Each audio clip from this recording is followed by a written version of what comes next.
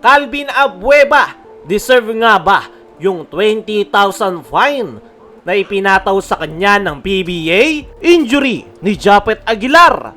Bad news nga ba sa Barangay Ginebra? Last game ng Ginebra kontra Converge 5RXers ay naka-uniform pero hindi nakapaglaro si Japet Aguilar para sa Barangay Ginebra. Nang dahil yan, meron itong iniindang injury sa kanyang tuhod. At ayon kay Coach Tim, hindi raw worth it na i-risk si Japet Aguilar dahil masyado pang maaga ang elimination round. Siguro kung playoffs nga raw na best of 7 ay baka pilitin nila si Japet na maglaro. Pero dahil nga raw maaga pa at kakasimula pa lang ng kanilang conference, ay hindi na nga daw isinugal ni Coach Tim yung kalagayan ni Japet. Tinamaan nga raw ito ng injury bago yung kanilang huling laro kontra NLEX Road Warriors kung saan awkward nga raw yung naging landing ni Japet at simula nun ay hindi na siya ibinalik sa paglalaro. Ang tanong,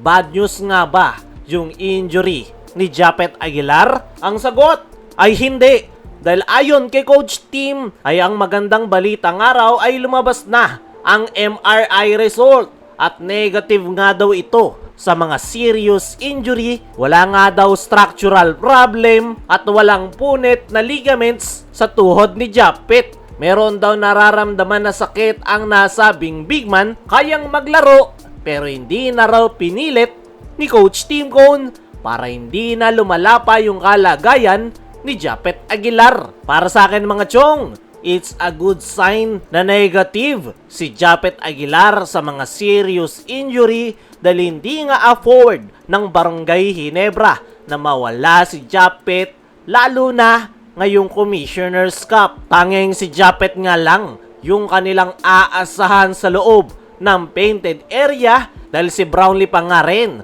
yung kanilang kinuha sa kabilayan ng no height limit ngayong conference. Ang tanong ay makakapaglaro ba si Japet Aguilar sa susunod na laro ng Barangay Ginebra?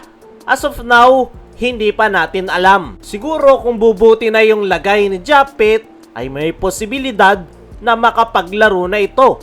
Pero kung ako ang tatanungin mga chong ay wag munang madaliin ng Barangay Ginebra etong si Japet dahil okay pa naman yung kanilang team standings at masyado pang maaga ngayong conference. Maigi na yung manigurado ang Barangay Ginebra dahil gaya ng sabi natin kanina, hindi pwedeng mawala si Japet sa Barangay Ginebra ngayong Commissioner's Cup. Dahil once na mawala si Japet sa Barangay Ginebra ay napakalaking problema niyan para sa kupunan ni Coach Tim Cone dahil ngayon pa nga lang na merong Japet Aguilar na nakapaglalaro sa kanilang kupunan ay problemado na sila sa kanilang frontcourt position.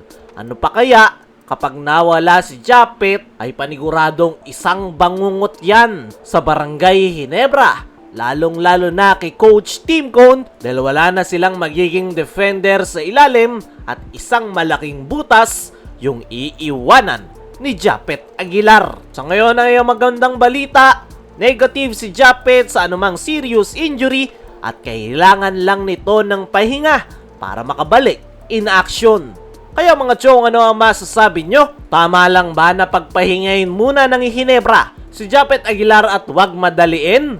I-comment mo lang dyan sa ibaba. Samantala, Calvin Abueva, deserve nga ba yung 20,000 fine na ipinataw sa kanya ng PBA? Mainit nga ngayon itong si Calvin Abueva dahil matapos yung kanilang naging laro kontra Barangay Ginebra ay nakita nga itong si Calvin Abueva na sigaw ng sigaw na paldo ang apat na referee. Paulit-ulit yang sinisigaw ni Abueva papasok ng dugout. Kaya naman, ipinatawag siya kahapon ni Come Marcial kung saan doon na nga siya pinagmulta ng 20,000 pesos. At dahil dyan, hati ang opinyon ng mga PBA fans. May ilan na nagsasabi na totoo naman at masakit lang daw yung pagkakasabi ni Abueva. Marami rin ang nagsasabi na deserve ni Abueva yung 20,000 fine. May ilan rin na nagsasabi na hindi sapat yung 20,000 fine dahil uulit-ulitin lang daw yan ni Calvin Abueva. Para sa akin mga chong, okay na rin yung 20,000 fine na ipinataw ng PBA kay Abueva. Posible yang maging warning kay The Beast na kapag inulit niya yan, ay malamang mas mataas na fine ang ipapataw sa kanya at possible na masuspindi pa ito. Kaya mga chong, ano ang masasabi nyo? Tama lang ba yung fine na ipinataw ng PBA o kulang pa? Ano rin yung masasabi nyo sa injury na natamo ni Japet Aguilar? I-comment mo lang dyan sa ibaba.